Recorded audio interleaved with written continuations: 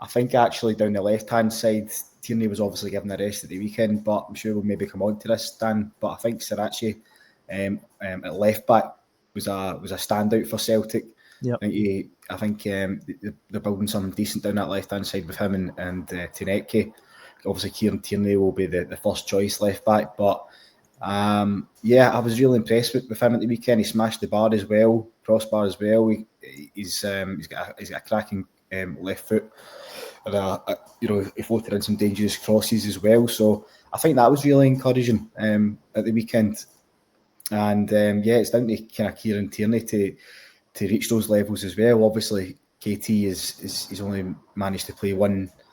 He's only managed to play 90 minutes once this season. I think we can all agree that he's not hit the heights that maybe everyone expected. So to have a guy like that in reserve and kind of pushing Tierney for his jersey is great news for Celtic and Brendan Rodgers. No, I agree. I thought Saracchi was probably the standout player, as you say, for Celtic at the weekend. Look, I'm a wee bit concerned about Tierney. I don't know if you share these concerns that he's not even 28 yet. He's still got time on his side, obviously. But I feel like it's taken him a little longer than I thought it would to kind of hit his top level.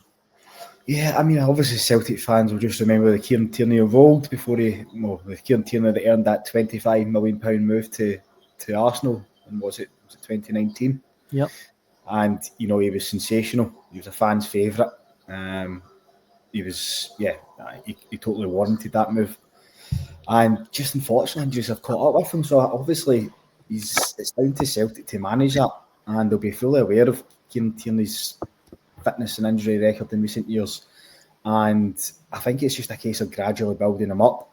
I don't think many people would have expected Tierney to hit the ground running right away, considering he hasn't played week in, week out for so many years. So, and obviously, he does suffer niggling injuries here and there. So I think it's a case of just gradually building him back up and getting him back to the levels which we all know he can reach. And if Celtic can get that, then I mean they've got an absolute top draw left back in their hands. And I do think he will get to that level. I really do. But it's just a case of giving him time. I think if you as long as he stays injury free, if you're to compare the Kieran Tierney that we're seeing now to the Kieran Tierney we're maybe going to see around March, April time, I think it'll be night and day. I hope you're right. I do hope you're right. And I agree with you. I do agree with you. I don't see anything that makes me think, he's never going to quite back to his best. It's just that explosiveness that he's not quite get back. Although, having said that, I mean, the game in Belgrade, he pulled back. I don't know if you remember the pullback for Negren in the second half. I thought it was such a clever bit of football. It just showed that he's not all about pace and power. He's actually a really clever footballer. Yeah, and that's definitely one of Kieran Tierney's greatest weapons is the fact that his crossing's exceptional, and that's where he really gives something down that left hand side. Obviously, Greg Taylor had played the inverted role. Tierney's more a traditional overlapping fullback.